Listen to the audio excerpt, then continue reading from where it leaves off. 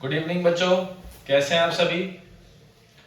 हमने last 2 classes के अंदर लिविंग वर्ल्ड में लिविंग ऑर्गेनिजम्स की 5 प्रॉपर्टीज के बारे में पढ़ा था, जिनमें से ग्रोथ को और रिप्रोडक्शन को हमने डेमोस्ट्रेट कर दिया था।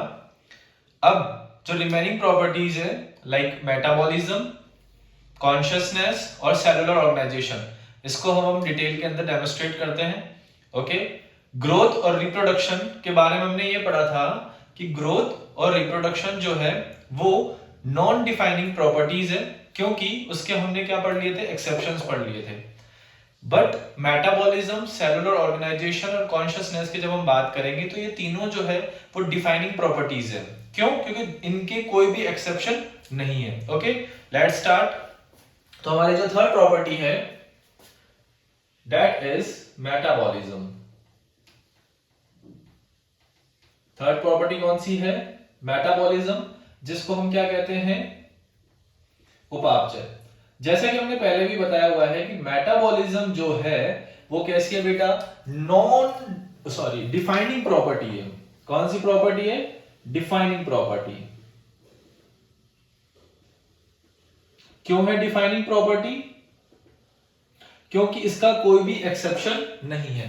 ओके, हमने पहले बताया हुआ है कि मेटाबॉलिज्म क्या होता है। तो हमने बोला कि हमारे शरीर में होने वाली समस्त जो रासायनिक क्रियाएं हैं उन सबका योग क्या कहलाता है? मेटाबॉलिज्म कहलाता है। ठीक है, तो हम लिख सकते हैं यहां पे मेटाबॉलिज्म के बारे में, the sum of total all chemical reaction occurring in our body, यानी हमारे शरीर के अंदर होने वाली समस्त जैव रासायनिक क्रियाओं का योग क्या कहलाता है बेटा? मेटाबॉलिज्म कहलाता है। क्या कहलाता है? मेटाबॉलिज्म। ओके, चाहे आप यूनिसेलुलर ऑर्गेनिजम्स की बात कर लीजिए, मल्टी सेलुलर ऑर्गेनिजम्स की बात कर लीजिए, यूनिसेलुलर मल्टी सेलुलर दोनों के दोनों मेटाबॉलिज्म को शो करते हैं। ओके, तो नेक्स्ट जो हमारा टॉपिक हेडिंग है वो है unicellular and multicellular organism exhibit metabolism। Okay, multicellular organisms की बात कर लीजिए, यूनिसेलुलर ऑर्गेनिजम्स की बात कर लीजिए, दोनों मेटाबॉलिज्म शो करते हैं। और हमने ग्रोथ में भी पढ़ा हुआ है कि मेटाबॉलिज्म क्या है। मेटाबॉलिज्म जो है वो है एनाबॉलिज्म एंड कैटाबॉलिज्म। ओके, तो एनाबॉलिज्म के अंदर क्या होगा? सिंथेसिस रिएक्शंस आएगी, और कैटाबॉलिज्म में ब्रेकडाउन रिएक्शंस आएगी। जहां पे प्रोडक्शन होगा, ठीक है, जहां पे किसी प्रोडक्ट का प्रोडक्शन होगा वो कौन सी रिएक्शंस होगी? एनाबॉलिज्म। और जहां पे कोई प्रोडक्ट ब्रेकडाउन होगा वो कौन सी रिएक्शंस होगी? कैटाबॉलिज्म। ओके, तो ये हो गया मेटाबॉलिज्म। अब हमारे क्वेश्चन है, एनसीईआरटी भी पूछती है, क्या हम मेटाबॉलिज्म को बॉडी के बाहर शो कर सकते हैं? क्या हम मेटाबॉलिज्म रिएक्शंस को बॉडी के बाहर करवा सकते हैं? तो आपका आंसर होना चाहिए यस। ठीक है, we can demonstrate it outside of the body. हम मेटाबॉलिज्म को बॉडी के बाहर भी शो कर सकते हैं। ठीक है, तो हमारा आंसर क्या होगा कि मेटाबॉलिज्म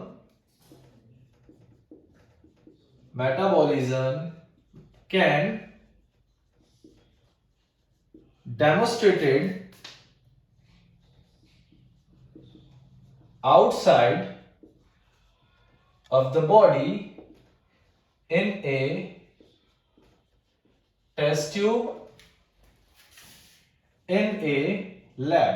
कि हम जो है एक टेस्ट ट्यूब में, लैब में एक टेस्ट ट्यूब के अंदर मेटाबॉलिक रिएक्शंस को शो करवा सकते हैं। ठीक है, इन कंडीशंस को हम बोलते हैं in vitro conditions.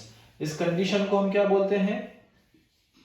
In vitro conditions बोलते हैं। ओके, क्या होता है ये in vitro condition, first of all तो ये, और हम कैसे डेमोस्ट्रेट करवा सकते हैं आउटसाइड ऑफ द बॉडी, तो देखेंगे विट्रो, विट्रो का मतलब होता है बेटा ग्लास, ठीक है, विट्रो का मतलब क्या होता है, ग्लास होता है, यानी हम किसी भी ग्लास में, कांच का कोई ग्लास होना चाहिए या टेस्ट ट्यूब होना चाहिए या बीकर होना चाहिए कांच का, उसके अंदर हम जब किसी भी रिएक्शन को डेमोस्ट्रेट करते हैं या एक्सप्लेन करते हैं तो उसको हम बोलते हैं इन विट्रो कंडीशन, ओके। और ये जो कंडीशन होती है वो हम लैब के अंदर ही रेगुलेट कर सकते हैं इन कंडीशंस को, इट्स दैट क्लियर। अब मेटाबॉलिज्म को हम कैसे आउटसाइड ऑफ द बॉडी कराएंगे, जैसे कि बेटा हमने आलू लिया, ठीक है, आलू के अंदर क्या होता है बेटा, स्टार्च होता है, ठीक है, या फिर आप राइस भी ले सकते हो जिसका मांड होता है, उसके अंदर भी क्या होता है बेटा, स्टार्च होता है। हमने स्टार्च को एक बीकर में डाल दिया, ओके, बीकर में डालने के बाद हमने लार जो हमारा होता है सलाइवा, ठीक है, उस सलाइवा को हमने किस में मिक्स कर दिया, उस बीकर में मिक्स कर दिया। सलाइवा में कौन सा एंजाइम्स होता है, आपने पढ़ रखा है, सलाइवा में होता है अमाइलेज एंजाइम। अमाइलेज एंजाइम क्या करता है, अमाइलेज एंजाइम स्टार्च का डाइजेशन करता है और स्टार्च को कन्वर्ट करता है किसमें, माल्टोज में। अमाइलेज एंजाइम क्या करता है, स्टार्च को कन्वर्ट कर देगा किसमें, माल्टोज में कन्वर्ट कर देगा, किसमें कन्वर्ट कर देगा, माल्टोज में। तो हमने ये बीकर ले लिया और बीकर के अंदर हमने क्या ले लिया बेटा, स्टार्च, ओके, क्या ले लिया, स्टार्च। हमने यहां पर ऐड किया सलाइवा, ठीक है, क्या ऐड किया, सलाइवा, और उसको स्टिर कर लिया अच्छे से, उसको मिक्स कर लिया, ओके। आफ्टर सम टाइम जब हम स्टार्च टेस्ट करेंगे, कौन सा टेस्ट करेंगे, starch test, potassium iodide test होता है। जब हम इसमें स्टार्च टेस्ट करेंगे तो हमको नेगेटिव स्टार्च टेस्ट मिलेगा, इट मींस यहां पर स्टार्च अब प्रेजेंट नहीं है। क्यों प्रेजेंट नहीं है, क्योंकि starch converted into maltose with the help of salivary amylase, with the help of salivary amylase। तो salivary amylase की प्रेजेंस के अंदर स्टार्च जो है वो किस में कन्वर्ट हो गया, माल्टोज में कन्वर्ट हो गया, ठीक है। तो हमने एक मेटाबॉलिक रिएक्शन को बॉडी के बाहर एक इन विट्रो कंडीशन में एक टेस्ट ट्यूब के अंदर या एक बीकर के अंदर हमने करवाया, ओके। तो इसका मतलब ये हुआ कि हम मेटाबॉलिक रिएक्शंस को बॉडी के बाहर भी डेमोस्ट्रेट कर सकते हैं। बट क्या ये लिविंग में आएगी या नॉन लिविंग में आएगी, ठीक है, क्या ये रिएक्शंस लिविंग रिएक्शंस होगी या नॉन लिविंग रिएक्शंस होगी, ठीक है। तो हम ये कह सकते हैं कि these reactions neither living nor non living. It means in reactions को हम ना तो लिविंग के अंदर इंक्लूड करेंगे ना ही नॉन लिविंग के अंदर इंक्लूड करेंगे। इसलिए मेटाबॉलिज्म का कोई भी एक्सेप्शन हमको नजर नहीं आता है। इसलिए हम कह सकते हैं कि metabolism is a defining property of living organism. Metabolism जो है वो कैसी प्रॉपर्टी है लिविंग ऑर्गेनिज्म की, डिफाइनिंग प्रॉपर्टी है, क्योंकि इसका कोई भी एक्सेप्शन नहीं है। इट्स दैट क्लियर, बता दीजिए। प्लांट्स, एनिमल्स, माइक्रोब्स, ठीक है, सभी मेटाबॉलिज्म शो करते हैं। तो मेटाबॉलिज्म की कोई भी एक्सेप्शन हमको देखने को नहीं मिला। So we can say metabolism is defining property of living organism. It's that clear, okay. Next जो हम प्रॉपर्टी पढ़ने वाले हैं वो है सेलुलर ऑर्गेनाइजेशन।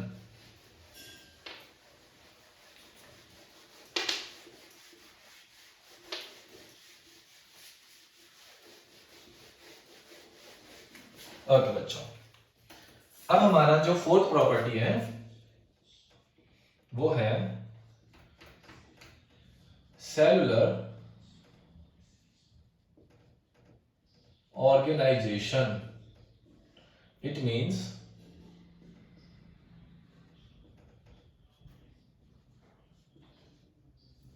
कोशिकीय संगठन, ओके। और हमने पहले ही बता रखा है कि कोशिकीय संगठन भी कौन सी प्रॉपर्टी है, डिफाइनिंग प्रॉपर्टी है। कौन सी प्रॉपर्टी है, defining property.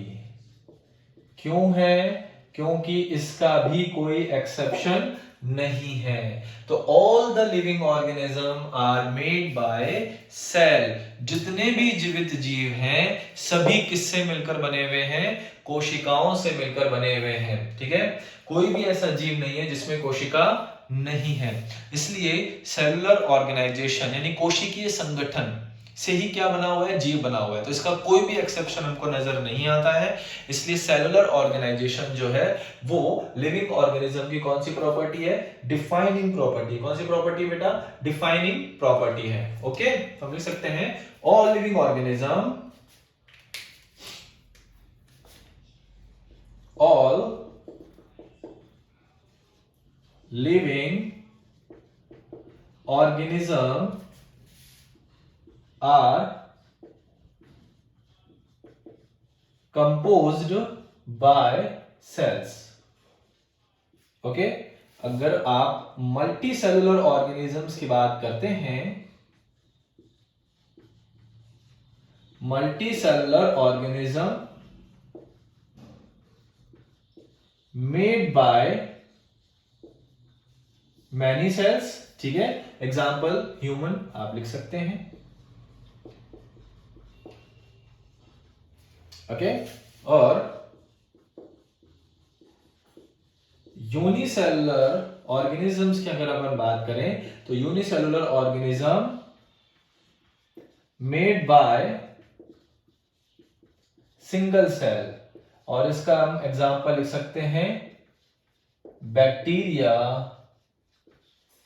Amoeba etcetera. Okay, तो मल्टीसेलुलर ऑर्गेनिज्म जो है वो सिंगल सेल से मिलकर मैनी सेल से मिलकर बने हुए हैं। यूनिसेलुलर ऑर्गेनिज्म जो है वो सिंगल सेल से मिलकर बने हुए हैं। It's that clear? ओके, तो सेल क्या है, व्हाट इज सेल? तो cell is a fundamental structural and functional unit of our body। ठीक है, हमारे शरीर की संरचनात्मक और क्रियात्मक इकाई क्या कहलाती है, कोशिका कहलाती है। कोशिका क्या है, fundamental structural and functional unit of our body. ठीक है, क्योंकि हमारी बॉडी का स्ट्रक्चर कौन डेवलप करता है, सेल। हमारी बॉडी के अंदर जो फंक्शंस होते हैं वो कहां पर परफॉर्म होते हैं, इनसाइड द सेल। इसलिए हमने क्या बोला हुआ है, cell is a fundamental structural and functional unit of body. Okay, तो सारे के सारे लिविंग ऑर्गेनिज्म किससे मिलकर बने हुए हैं, सेल से मिलकर बने हुए हैं। तो इसका कोई एक्सेप्शन नहीं है। So we can say cellular organisation exhibit defining property. Okay, note down कीजिए। आई होप आपको समझ में आ रहा होगा। ओके, हम फिफ्थ प्रॉपर्टी पढ़ने वाले हैं हम, और लास्ट प्रॉपर्टी है अकॉर्डिंग टू एनसीईआरटी।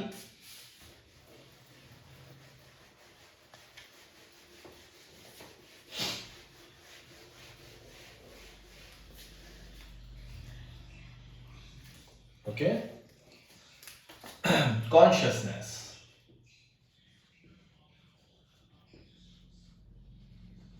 कॉन्शियसनेस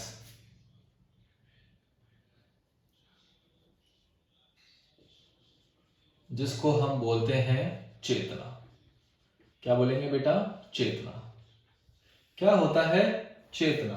अभी आप कौन सी कंडीशन के अंदर हो, ठीक है, अभी हम कौन सी कंडीशन के अंदर है, कॉन्शियसनेस है। ठीक है, हम क्या करते हैं, बाहर से आने वाला जितना भी स्टिमुलेशन है, स्टिमुलेशन का मतलब हो गया उद्दीपन, ठीक है, उसको हम क्या कर रहे हैं, ग्रहण कर रहे हैं। ठीक है, और उसके लिए हम क्या कर रहे हैं, रिस्पॉन्स भी कर रहे हैं। ठीक है, उसी को हम क्या बोलते हैं, कॉन्शियसनेस कहते हैं। जैसे कि कोई भी गर्म चीज है, अगर हम उसके टच करते हैं तो हम अपना हाथ क्या कर लेते हैं, पीछे हटा लेते हैं। क्यों?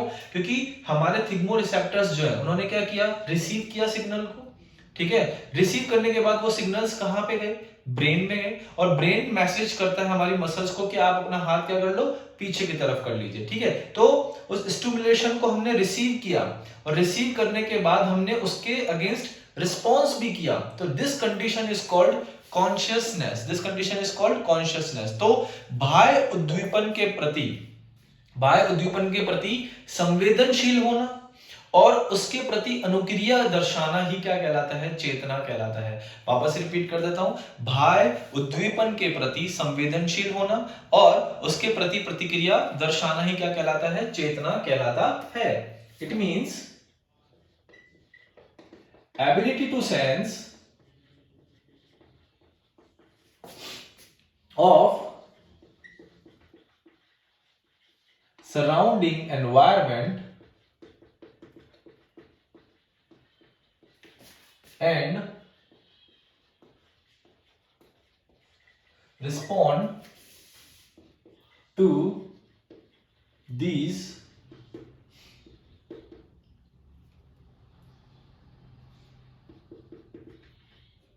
environmental stimuli। ठीक है, स्टिमुलाई को बेटा हम कहते हैं उद्दीपन। बाह्य उद्दीपन के प्रति संवेदनशील होना और उसके प्रति अनुग्रह दर्शाना क्या कहलाता है? चेतना। अब स्टिमुलेशन जो होते हैं वो अलग अलग टाइप के हो सकते हैं। स्टिमुलेशन अलग अलग टाइप के हो सकते हैं, लाइक फिजिकल स्टिमुलेशन,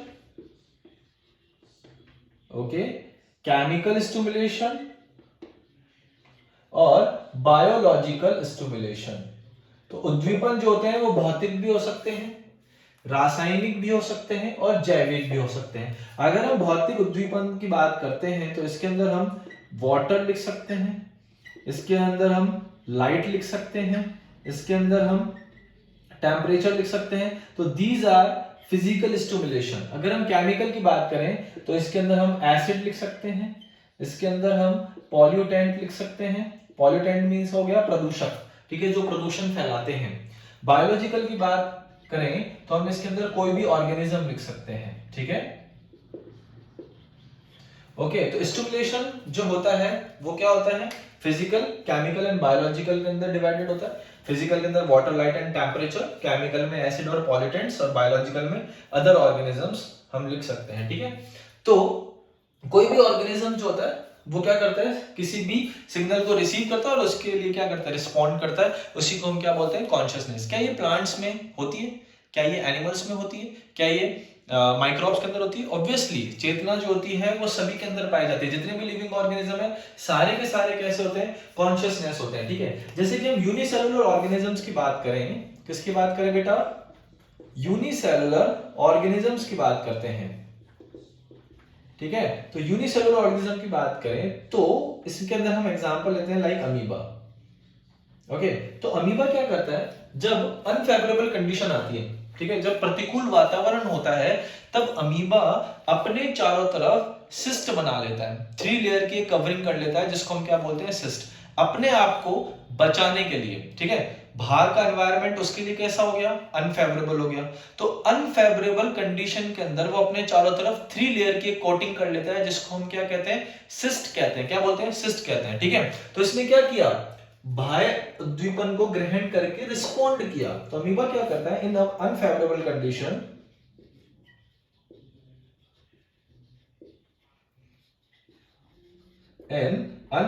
कंडीशन वो क्या करता है? सिस्ट फॉर्मेशन करता है। क्या कर लेगा बेटा? सिस्ट फॉर्मेशन करेगा, ठीक है। जैसे कि हम बात करते हैं ये अमीबा है, ठीक है, और जैसे अनफेवरेबल कंडीशन आएगी तो अपने चारों तरफ ये क्या कर लेगा? 3 लेयर की कोटिंग कर लेगा। क्या कर लेगा? 3 लेयर की कोटिंग कर लेगा, ठीक है। तो इसी को हम क्या बोलते हैं बेटा? सिस्ट बोलते हैं। और सिस्ट फॉर्मेशन की जो प्रोसेस है उसको बोलते हैं अपन एनसिस्टेशन, यानी पुटीकरण, ओके। जो सिस्ट फॉर्मेशन की जो प्रोसेस है उसको हम क्या बोलते हैं? एनसिस्टेशन कहते हैं। तो अनफेवरेबल कंडीशन आने पर इसने क्या किया? रिस्पॉन्स किया, ओके। अगर हम प्लांट्स की बात करें, किसकी बात करें बेटा? प्लांट्स की अगर हम बात करते हैं तो क्या प्लांट्स भी कॉन्शियसनेस होते हैं? क्या प्लांट भी स्टिमुलेशन के प्रति रिस्पॉन्स करते हैं? ऑब्वियसली करते हैं। जैसे कि हम इसके अंदर एग्जांपल ले सकते हैं फोटोपैरियोडिज्म का। फोटोपैरियोडिज्म का मतलब होता है बेटा दीप्तिकालिता। क्या होता है? दीप्तिकालिता। बहुत सारे प्लांट्स ऐसे हैं, ठीक है, जो पर्टिकुलर लाइट आने पर ही फ्लावरिंग करते हैं, पर्टिकुलर लाइट आने पर ही पुष्पन प्रदर्शित करते हैं। ठीक है, तो उसको हम क्या बोलते हैं, फोटोपेरियोडिज्म कहते हैं कि एक निश्चित प्रकाश अवधि पर पुष्पन दर्शाना ही क्या कहलाता है, दीप्तिकालिता कहलाता है। इसका मतलब हम ये कह सकते हैं कि ये कैसे होते हैं, सीजनल, सीजनल तो हम क्या बोलेंगे, इसमें हम लिख सकते हैं कि एक पर्टिकुलर लाइट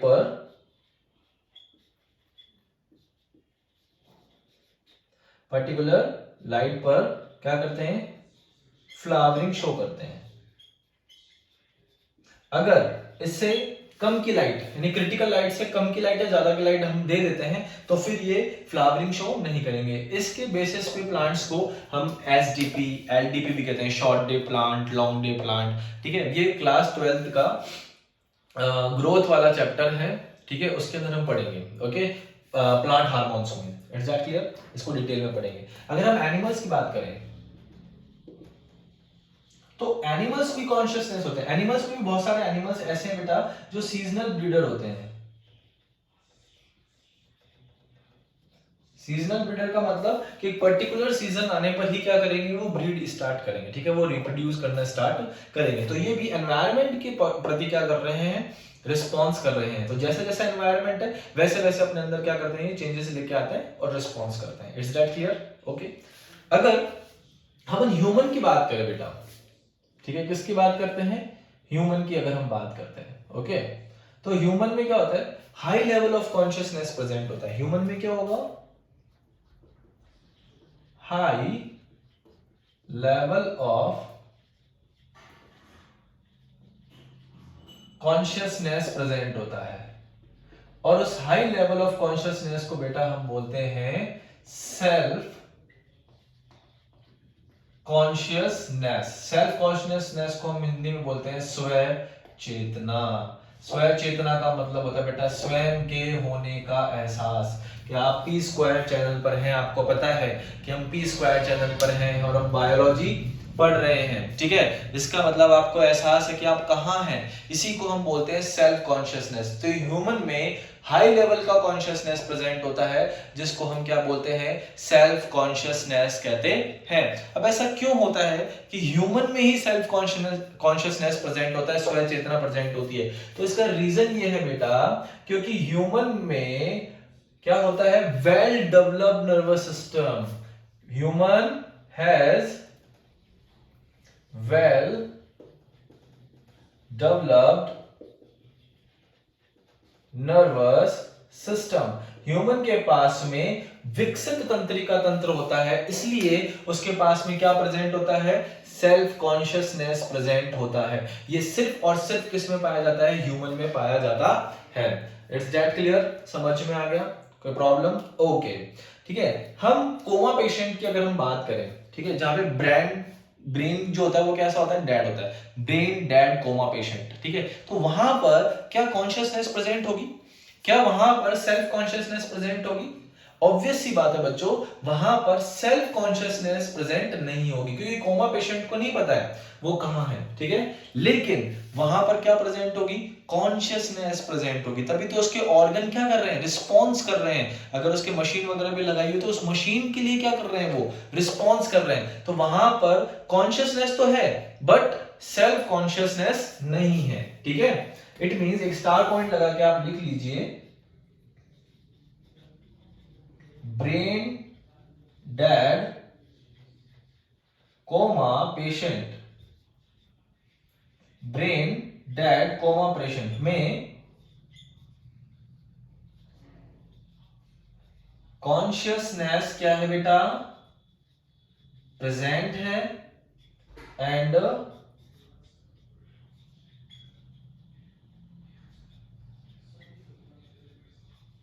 सेल्फ कॉन्शियसनेस क्या है बेटा, एब्सेंट है। ओके, एक स्टार पॉइंट कर लीजिए, ये यहां से क्वेश्चन आ सकता है कि ब्रेन डेड कोमा पेशेंट्स के अंदर क्या कॉन्शियसनेस होती है, तो आपका आंसर होगा यस। क्या सेल्फ कॉन्शियसनेस होती है, तो आपका आंसर होगा नो।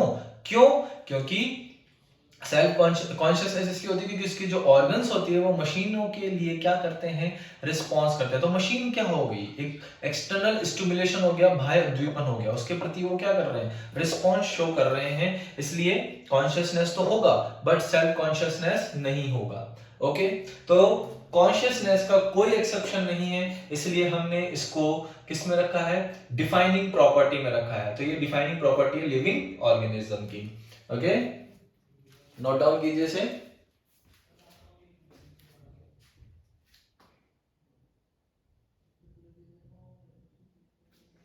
ओके, अब हमारे दो छोटे छोटे सब टॉपिक्स हैं, उसको भी हम कर लेते हैं।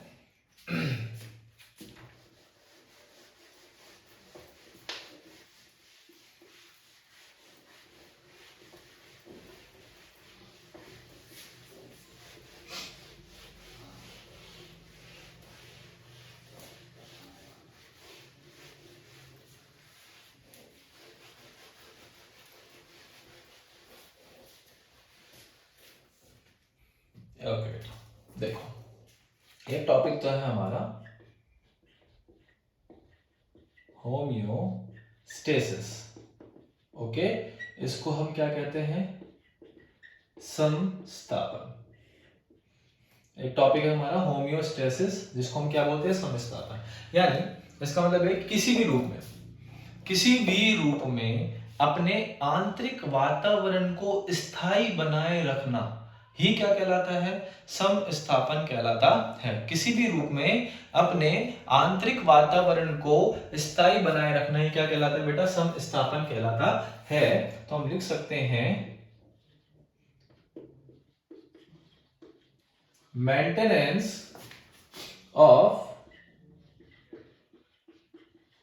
Constant internal environment of our body. यानी हमारे शरीर के अंदर आंतरिक वातावरण को किसी भी रूप में स्थायी रखना ही क्या कहलाता है, समस्थापन कहलाता है। इसके कुछ एग्जांपल्स जैसे मैं आपको समझा देता हूं। जैसे आप बाहर धूप से जब अंधेरे वाले कमरे में आते हो, ठीक है, धूप से आप अंधेरे वाले कमरे में आते हो तो आपको कुछ टाइम के लिए दिखाई नहीं देता है, ठीक है, कुछ टाइम के लिए क्या करते हैं, दिखाई नहीं देता। लेकिन कुछ समय के बाद धीरे धीरे आपको दिखाई देना स्टार्ट हो जाता है, क्योंकि आपकी बॉडी ने क्या कर लिया है, होमियोस्टेसिस कर लिया, यानी समस्थापित कर लिया अपनी आइज को उस एनवायरमेंट के प्रति। ठीक है, समझ में आया। दूसरा एग्जांपल अगर हम लें कि जब आप बहुत ज्यादा हैवी एक्सरसाइज कर लेते हो तो आपकी जो हार्ट बीट है वो बहुत ज्यादा इंक्रीज हो जाती है, ठीक है, लेकिन कुछ टाइम के बाद वो वापस से क्या हो जाती है, नॉर्मल कंडीशन के अंदर आ जाती है, हमेशा हाई नहीं रहती, वापस नॉर्मल कंडीशन में आ जाती है जब आप रेस्ट करोगे, ठीक है। उसी को क्या बोलेंगे हम, होमियोस्टेसिस। तीसरा एग्जांपल, जब आप खाना खाते हो तो खाना जब खाते हो तो आपका जो ब्लड शुगर लेवल है वो बहुत हाई हो जाता है, लेकिन कुछ समय के बाद, ठीक है, जब आपकी बॉडी में इंसुलिन सीक्रेट होता है तो ग्लूकोज जो है वो कन्वर्ट हो जाता है ग्लाइकोजन के अंदर और आपका जो ब्लड शुगर लेवल है वापस क्या हो जाता है, नॉर्मल हो जाता है। तो ये जो एग्जांपल्स हमने बताए हैं वो एग्जांपल किसके हैं बेटा, होमियोस्टेसिस के। यानी हमारी बॉडी क्या करती है, हमारे इंटरनल एनवायरनमेंट को क्या करती है, स्टेबल रखती है, ठीक है, उसी को हम क्या बोलते हैं, समस्थापन कहते हैं। इसके एग्जांपल्स हमने आपको बता ही दिए हैं। ओके, अगला जो हमारा सब टॉपिक है वो है थर्मो रेगुलेशन। थर्मो रेगुलेशन को हम बोलते हैं ताप नियंत्रण। थर्मो रेगुलेशन को हम क्या बोलेंगे, ताप नियंत्रण, ठीक है। इसका मतलब ये हुआ कि बाहर के एनवायरनमेंट के प्रति आपका बॉडी के ताप को नियंत्रित करना, ठीक है, बाह्य वातावरण के प्रति आपके अंदर के वातावरण को क्या करना है, नियंत्रित करना है, उसी को हम बोलते हैं thermo regulation. It means regulation of body temperature, regulation of body temperature in response to the internal environment and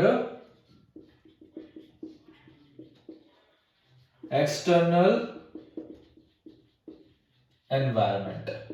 okay, तो बॉडी टेम्परेचर को बाह्य वातावरण और आंतरिक वातावरण के अकॉर्डिंग क्या करना है, नियंत्रित करना ही क्या कहलाता है, थर्मो रेगुलेशन कहलाता है। अब इस बेसिस पे ऑर्गेनिज्म को हम दो में डिवाइड कर देते हैं बेटा। एक होता है पॉइकिलोथर्मिक, और एक होता है होमियोथर्मिक।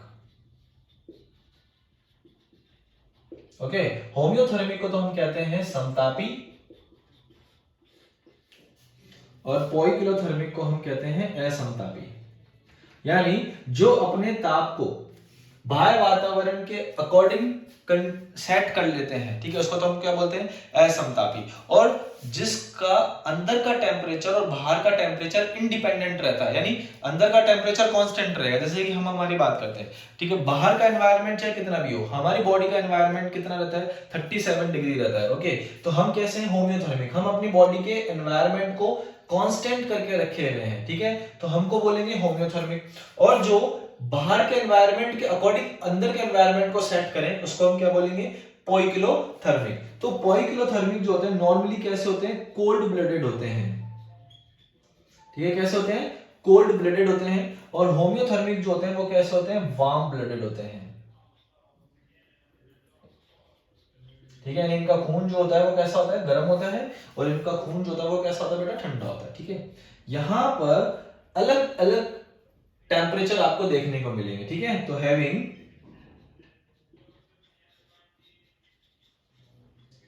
वेरिएबल टेम्परेचर, ठीक है, and having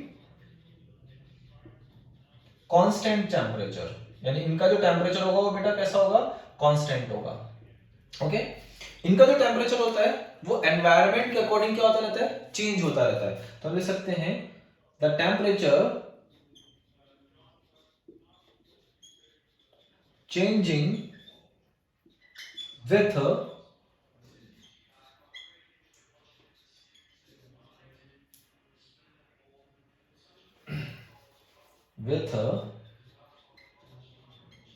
fluctuation to the external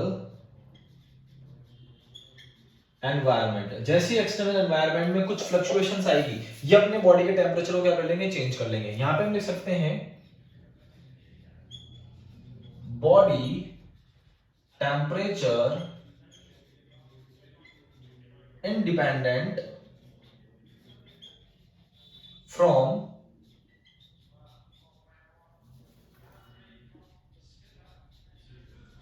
external environment.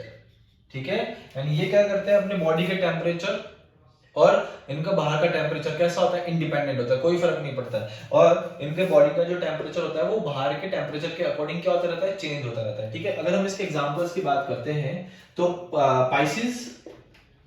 Pisces जो वर्ग होता है वो किसका होता है, मछलियों का होता है। ठीक है, फिशेज आती है इसके अंदर, और हम इसके अंदर एग्जांपल लिख सकते हैं एम्फीबियंस। ठीक है, और इसके अंदर हम एग्जांपल लिख सकते हैं रेप्टिलियन। ओके, तो पाइसिस, एम्फीबियन एंड रेप्टिलियम, ठीक है, ये सारे के सारे कैसे हैं, पोइकिलोथर्मिक है। और होमियोथर्मिक की बात करें तो होमियोथर्मिक के अंदर आता है बेटा एबीज, जिसके अंदर हम बर्ड्स को इंक्लूड करते हैं, और मैमल्स। तो स्तनी और पक्षी तो कैसे होते हैं, होमियोथर्मिक, एंड पाइसिस, एम्फीबियन और रेप्टिलियंस कैसे होते हैं, पोइकिलोथर्मिक। ओके, नोट डाउन कीजिए। तो इसी के साथ हमारे दो सब टॉपिक्स भी क्या होते हैं बेटा, कंप्लीट होते हैं। ओके, कल की क्लास के अंदर हम इसका नेक्स्ट टॉपिक हम पढ़ेंगे सिस्टमैटिक्स। उसके बाद हम इसके अंदर पढ़ेंगे binomial nomenclature, trinomial nomenclature. Okay, I hope आपको समझ में आया होगा। लाइक कीजिए, सब्सक्राइब कीजिए। Thank you so much.